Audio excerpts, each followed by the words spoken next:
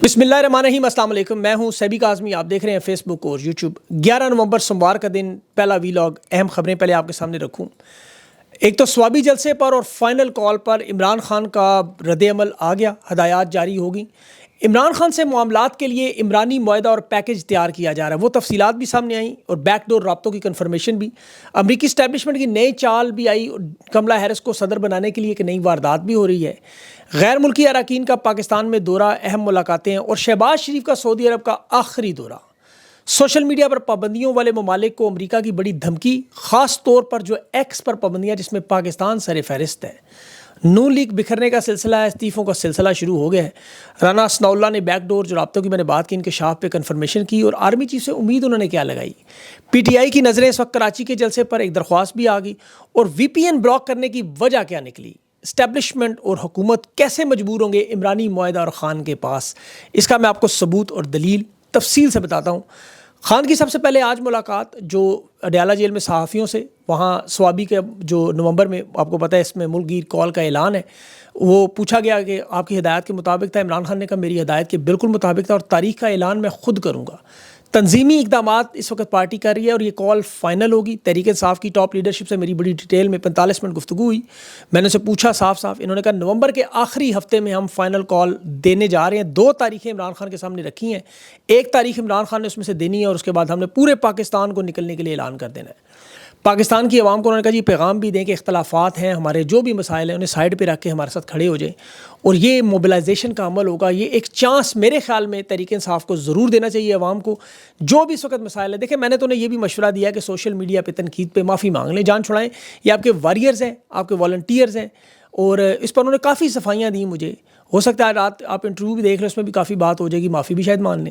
लेकिन देखिए अवाम के जितने भी गिले शिकवे हैं, इनके भी अवाम से और अवाम के इनसे भी, मेरे ख्याल में गिले शिकवों का वक्त नहीं है।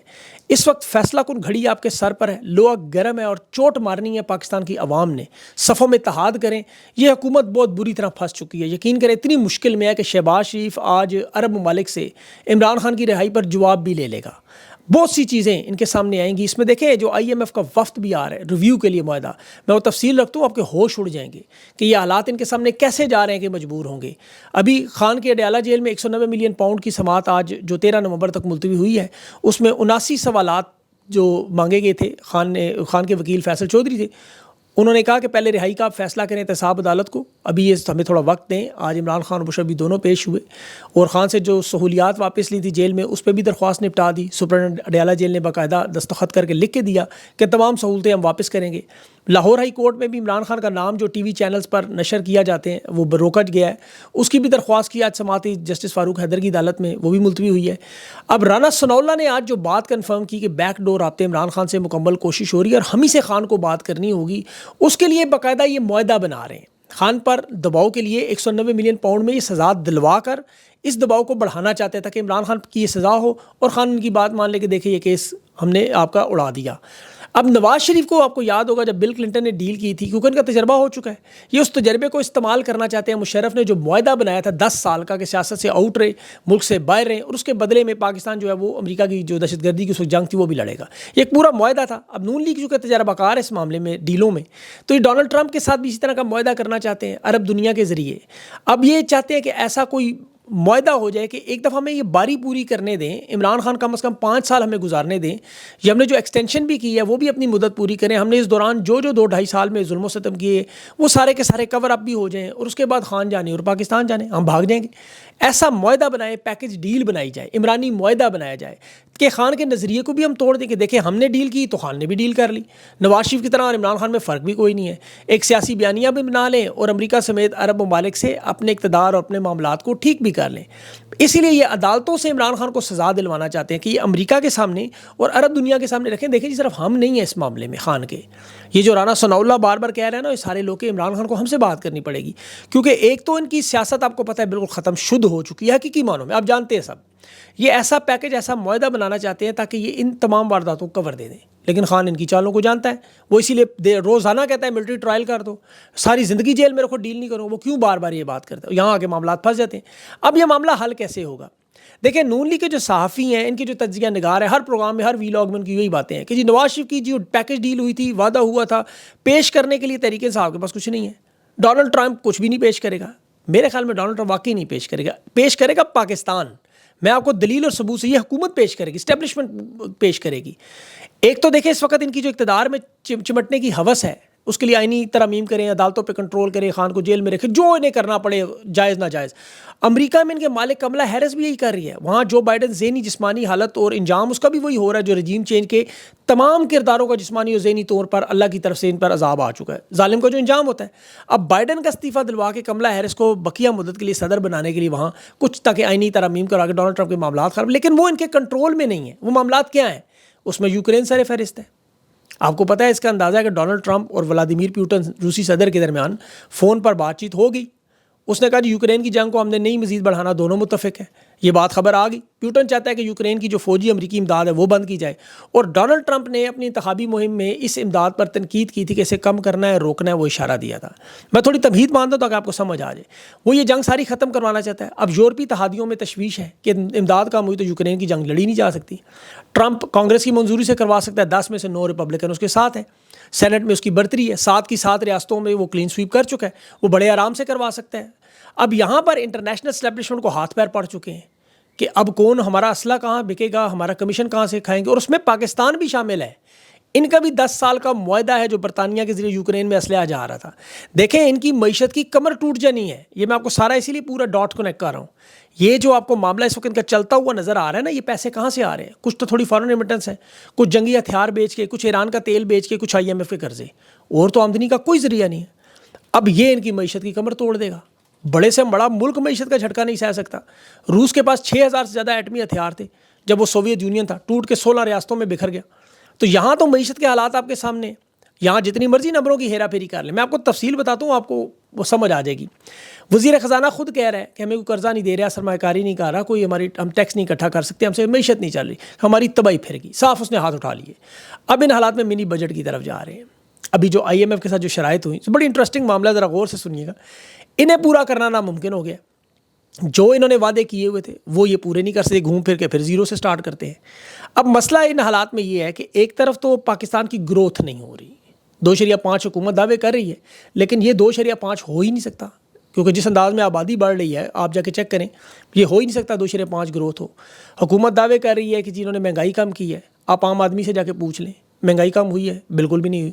ان کی تو قوت خرید بڑی نہیں ہے, اور جب قوت خرید ہی ختم ہو جائے تو شاید ضرورت آدھی بھی ہو جائے تو وہ لوگ نہیں خرید سکتے. آپ کے پاس پیسے نہیں ہیں کیونکہ آپ کی خرید نہیں ہے. اس کا آسان مثال دیتا ہوں. فرض کریں 100 روپے سے 140 روپے کی چیز ہو رہی تھی, وہ گرا کے انہوں نے 120 کر دی, لیکن آپ کی تنخواہ 100 روپے, اس میں سے 35 روپے ٹیکس کاٹ کے 65 روپے رہ گئی. اب 65 روپے آپ کے پاس رہ گئے, چیز چاہے وہ 110 کی بھی کر دے آپ نہیں لے سکتے. تو جس طرح مہنگائی کی رفتار اوپر جا رہی تھی اس میں کمی آئی ہے, عام آدمی کو اس سے کوئی فرق نہیں پڑا. اب جو IMF کے معاہدے ہیں وہ بڑی بھاری شرائط پہ اور بڑی سخت شرائط پہ قرضہ لیا, مجبوری کا نام شکریہ لے کر کے انہوں نے لے لیا. اب 4 مہینے کے اندر اندر وہ سارا بھرم ٹوٹ گیا. اب یہ جو بجٹ انہوں نے پیش کیا اس وقت, اس کی اب سادہ سی مثال دوں. FBR کو انہوں نے کہا جی کہ ہم پاکستان کے لوگوں سے ٹیکس اکٹھا کریں گے 1300 ارب, اس میں سے نکلا ہے 190 ارب کا خسارہ. پھر انہوں نے کہا جی ہر صوبہ اپنے بجٹ میں فالتو ٹیکس رکھے گا, وہ سارے کے سارے اس میں فلاپ ہو گئے, سوائے خیبر پختونخوا کے 103 ارب ان کا فالتو ہوا. اب ان کے پاس 160 ارب کا خسارہ وہاں سے, 103 ارب کا یہ خسارہ یہاں سے. پھر انہوں نے کہا ہم صنعتیں اٹھا کے دکھائیں گے, صنعتوں میں کوئی اضافہ نہیں بلکہ بری طرح ساری تباہ ہوگی. انہوں نے کہا جی سرمایہ کاری بڑھا کے دکھائیں گے, IMF نے جو صنعتی زون انہوں نے بنائے تھے SIFC وغیرہ بند ہوئے, وہ سارے بھی فلاپ ہو گئے. انہوں نے سبسڈیز دینے سے روکنے سے سبسڈیز, وہ بجلی گیس کے بل ٹرپل ہو گئے, اور اس سے ان حالات میں IMF نے کہہ دیا کہ جی اب آ کے اب منی بجٹ اب دے دیں. یعنی جو تباہی بربادی میں کمی رہے گی وہ IMF اب خود آ کے پوری کرے گا. ہالینڈ کے انہوں نے وزیر خزانہ رکھا کہ اسحاق ڈار نمبروں کی ہیرا پھیری کرتا ہے, پکڑا گیا, IMF نے جرمانہ لگایا, ہم ان کی مدد لے کے مزید قرضے لیں گے. وہ اس کی شکل دیکھ کے شاید لوگ پیسے دے دیں, وہ بھی نہیں ہوا. خود مان گئے کہ ہمیں کچھ نہیں مل رہا, تباہ ہو گئے, ہم برباد ہو گئے, ہمیں کوئی پیسے نہیں دے رہا. اب یہ جو سارے حالات میں نے بتائے, اس میں ان کا دار و مدار تھا بائیڈن حکومت میں. وہ IMF کا بازو مروڑ کے انہیں پیسے دلوا دیتا تھا, پھر یہ کسی نہ کسی جنگ میں اعلی کار بن جاتے تھے.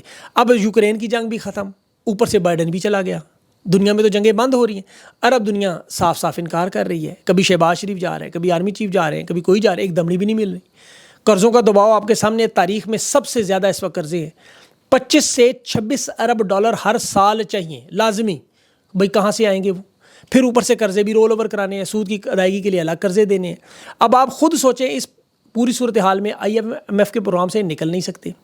وہ کہتے ہیں اور مزید ٹیکسز لگاؤ, خرچ کم کرو, خسارہ کم کرو, لوگوں کی ہڈیوں سے چاہے گودا, اب لوگوں کی ہڈیوں میں گودا رہا ہی نہیں. تو اس صورتحال میں عوام کی جو قوت خرید ہے وہ تو پہلے سے ہی فارغ ہو گئی ہے. ٹیکسز کے اندر مزید اضافہ ہوگا, سبسڈی مزید لیں گے تو لوگ روٹی خریدنے سے بھی قاصر ہو جائیں گے. یہ معاملات بڑے خطرناک ہیں. اب اوپر سے غذائی قلت, جو آپ کو پتہ ہے یہ جو لاہور کی اسموگ آپ کو نظر آ رہی ہے, وہ جو عمران خان چیخ کے ماحول پر کہتا رہا 10 ارب درخت لگانے کا منصوبہ آپ کو بتاتا رہا, پچھلے آپ 2.5 سال میں دیکھ لیں انہوں نے اس کی بھی تباہی بربادی پھیر کے رکھ دی. اس وقت جو ہمارا سارا انحصار ہے وہ سارے کا سارا بین الاقوامی امداد پہ ہے جو کہ باہر سے آتی ہے. آپ دیکھیں آپ کے اشیائی ضروریات کی چیزیں جو ہیں, دالیں, چاول, چائے, کھانے کا تیل ہے, ادویات ہے, پیٹرول ہے, ڈیزل ہے, LNG ہے, آپ کی گندم اور یہ جو گیس چینی ہے, یہ بھی اس وقت عام آدمی کی رسائی سے باہر ہو چکی ہیں. کپڑے جوتے چھوڑ ہی دیں آپ. اب غیر ملکی قرضے لینے کے چکر میں, یہ مالیاتی پالیسیوں کو ٹھیک کرنے کے چکر میں, معیشت کے اصلاحات کے چکر میں انہوں نے جو تباہی بربادی پھیری, اس سے معاشرتی انتشار آ رہا ہے اور سیاسی عدم استحکام بڑھ رہا ہے. یہ سارے حالات ہیں. اوپر سے انہوں نے کر دی سوشل میڈیا پنگا, وہ بھی ایلون مسک کا, وہ ڈونلڈ ٹرمپ کا سب سے قریبی آدمی. اس نے وکٹری سپیچ میں ڈونلڈ ٹرمپ نے اس کا نام لیا ہے, یہ دنیا کا امیر ترین آدمی بھی ہے, اور اس کا نظریہ ہے کہ میں نے مین اسٹریم میڈیا کو ختم کرنا ہے دنیا میں. ابھی کینیڈا جا رہا ہے اڑانے کے لیے وہاں, اس کے بعد برطانیہ. اب اس شخص کا میڈیا پاکستان میں انہوں نے بین کیا ہے, پاکستان آ گیا اس کے ریڈار میں. ڈونلڈ ٹرمپ نے جو پہلی تقریر کی کہ سوشل میڈیا کی آزادی کے لیے جمہوریت کی یہ بنیاد ہے, پھر وائس پریزیڈنٹ نے اعلان کیا کہ جس نے ایکس کو بین کرنے کی کوشش کی ہم اس کی فنڈنگ بند کریں گے. اور یورپ کو کہا جو ان کے الائز اتحادی ہیں کہ آپ نے اگر کوشش کی تو یوکرین کی جنگ کی فنڈنگ بند ہے, نیٹو کے ساتھ ہم اتحاد سے نکلنے کا فیصلہ کریں گے. آزادی اظہار رائے پر سوشل میڈیا پر قدغن کو وہ اتنا سیریس لے رہے ہیں. ٹرمپ نے تو یہاں تک کہہ دیا کہ اس کے ملک کے سرکاری محکمے میں سوشل میڈیا پر دباؤ ڈالنے والے لوگوں کو سزا ملے گی. یہ جو بڑے بڑے اربوں ڈالر کے ہاؤسز کے اینکرز ہیں, میڈیا ہے, انہیں تو اس نے پروپیگنڈا مشین کہہ دیا. اب آ جائے پاکستان کی طرف, اس شخص کا میڈیا فروری سے بند ہے, یہاں 9 مہینے ہو گئے. ٹویٹر ایکس پاکستان میں بین لگا ہوا ہے. VPN لگا کے لوگ استعمال کرتے تھے, حکومت نے, اسٹیبلشمنٹ نے اس VPN کو بھی بین کرنے کی سازش کر دی. اب آپ دیکھیں اپنے لیے کتنا بڑا گڑھا انہوں نے کھود دیا. یہ VPN کی رجسٹریشن, یہ عام طور پہ تو دیکھیں سروس ختم کرنے کے لیے جو پی ٹی اے نے واردات کی کہ جی سافٹ ویئر ہاؤسز کو, کال سینٹرز کو یا فری لانسرز کو, فرخانوں کو ہم نے محفوظ کیا ہے. واردات بڑی سادہ ہے, معلومات عوام سے چھپانی ہے, سیکیورٹی کے بہانے ان کی نگرانی کرنی ہے, ان پہ کنٹرول کرنا ہے. یہ جو معلومات کی رسائی کا فلو ہے اس کی روک تھام کرنی ہے, آزادی اظہار رائے کو روکنا ہے. اور یہ ہمیشہ واردات, ورنہ دیکھیں VPN تو استعمال ہوتا ہے عام طور پہ بینکنگ فراڈ, ٹیکس کے معاملات میں یا کاروباری لین دین جو چھپاتے ہیں لوگ. ادھر تو یہ جا کے جنیوا سوئس بینکوں میں سیدھے ان کے اکاؤنٹ ہیں, تو VPN کی ضرورت نہیں. شہباز شریف نے ڈونلڈ ٹرمپ کو مبارکباد دینے کے لیے VPN استعمال کر کے ٹویٹر سے, ایکس سے ایک مبارکباد بھیجی. اسے کمیونٹی نوٹ بھی لگا, اور پوری دنیا نے جو جگت اور مذاق اڑایا وہ الگ ہے کہ مانگ کے قرضے عوام کے پیسوں سے, لیکن چونکہ انہیں ضلالت کی عادت ہو گئی ہے انہیں فرق نہیں پڑا. یورپی یونین نے ٹویٹر کو اپنے قوانین کے خلاف ورزی پہ, وہاں پہ کیونکہ ایلون مسک آپ کو پتہ ہے سر عام یوکرین جنگ کی مخالفت کرتا ہے, فلسطین کے معاملے پہ سوشل میڈیا اس نے کھلا مواد کی اجازت دی ہے, جو مرضی لگائیں. انہوں نے کہا جی سالانہ جو آمدنی ہے ٹویٹر کی اس کے 6% کا ہم جرمانہ لگائیں گے. ڈونلڈ ٹرمپ کے وائس پریزیڈنٹ نے کہا کہ ہم پھر نیٹو کے اتحاد سے نکل جائیں گے, فنڈنگ بند کر دیں گے. اب یہاں آ جائے پاکستانی عدالتوں میں ٹویٹر کھولنے کا کیس سندھ ہائی کورٹ میں گیا, اسلام آباد ہائی کورٹ میں کوئی حل نہیں نکلا. اب آپ خود بتائیں وہ کیا کریں گے. یہاں تو لوگ بتا دیں صرف کہ جی ہمارا سوشل میڈیا بند ہے, ہمیں بولنے نہیں دے رہے. یہاں ٹویٹر پہ لوگ اسٹیٹ ڈپارٹمنٹ کو, ڈونلڈ ٹرمپ کو, انسانی حقوق کی تنظیموں کو, بڑے بڑے میڈیا ہاؤسز کو, صحافیوں کو ٹیگ کرتے ہیں, اطلاعات دیکھیں جی کیا ہو رہا ہے کیا ہمارے ساتھ. انہیں بڑی سخت تکلیف ہے. اب روکنے کے لیے سب کچھ کریں, لیکن دیکھیں کیا خوشبو روک سکتی ہے, پانی کا بہنا روک سکتا ہے, ہوا کا چلنا, سورج کا نکلنا, خواب دیکھنا, امید رکھنا, کیا بارش کو روک سکتے ہیں, یہ موسم کو روک سکتے ہیں, کیا تبدیلی کو روک سکتے ہیں؟ نہیں, وقت کو گزرنے سے نہیں روک سکتے. یہ تو نیلسن منڈیلا کی سوچ دب گئی, اقبال کے خواب رک گئے, دنیا میں لوگوں کی آزادی کی خواہش رک گئی. یہ جبر اور طاقت سے فطری جذباتی اصولی چیزوں کو نہیں روکا جا سکتا. یہ آزادی اظہار رائے انسان کا بنیادی حق ہے, اور ورنہ قاضی فائز روک لیتا. بڑی کوشش کی اس نے, آپ کو یاد ہوگی اس کی عدالت میں, دیکھ لیں برطانیہ میں ڈونٹ لوگوں نے کیسے کھلائے. یہ وہ طاقتور شخص تھا جو کہتا تھا میری عدالت میں, آپ کو پتہ ہے اس نے کیا کیا وارداتیں کی ہیں, سب پتہ ہے آپ کو. شہنشاہوں کی طرح بیٹھتا تھا کورٹ روم نمبر 1 میں. آج اس کی تصویر وہاں نہیں لگ رہی, انہوں نے باقیات بھی ختم کر دی. اب جو 26 لوگ انہوں نے وہاں برطانیہ میں پاسپورٹ میں ڈالے ہیں کہ جی پاکستان نہیں آ سکتے, اسکاٹ لینڈ یارڈ سے رابطہ کیا, حالانکہ پولیس نے کوئی ایکشن نہیں لیا. انہوں نے کہا جی ہم نے اس پہ نہیں کر سکتے کچھ بھی. اب ان کے اہل خانہ کو, مجھے خود تحریک انصاف کی لیڈرشپ بتا رہی تھی کہ ہم نے چھاپے رکوائے ان کے گھروں میں, ان کی فیملیز کو اٹھانے کی کوشش کرتے ہیں, تشدد کرنے کی, اغوا کرنے کی. ان میں سے 18 لوگوں نے اکاؤنٹ ڈی ایکٹیویٹ کر دیا. میرے خیال میں انہیں نہیں کرنا چاہیے تھا, بہرحال تھوڑی ہمت دکھانی چاہیے تھی. یہ جو اجتماعی خوف و ہراس میں ویسے ہی پھیلتا ہے, کیونکہ یہ 2-3 لوگوں کو ایسے ہی نشان عبرت بنانے کی کوشش کرتے ہیں, لوگ خوف زدہ ہو جائیں. تو لوگ ڈرے نا, سوشل میڈیا پہ شکایت کریں جہاں سے یہ آتا ہے معاملہ. یہ میلبرن میں کرکٹ میچ ہوا, میں دیکھ رہا تھا, کچھ خوفزدہ لوگ تھے. بھئی یہاں پہ آپ کو ہر میچ میں 25-25 30-30 ہزار تصویریں لے کے جانی چاہیے. میری آسٹریلیا میں تمام لوگوں سے درخواست ہے, جو بھی میری بات سنتا ہے, آپ میچوں میں جائیں, ماسک پہن لیں. خان کا اگر آپ کو اپنی آئیڈینٹی نہیں ظاہر کرنی, شناخت نہیں بتانی, سیکھیں زمانے کے ساتھ, ہم آنگ کریں اپنے آپ کو. احتجاج قاضی کے خلاف ہو, نواز شریف کے خلاف ہو, $1 $1 کے وہ ماسک مل جاتے ہیں, امیزون سے لے لیں, ای بے سے لے لیں, اپنے منہ پہ لگا لیں خان کے, آپ کی شناخت نہیں ہوگی. آپ کا پرامن احتجاج دیکھیں, آپ کا اسلامی قانونی آئینی حق ہے.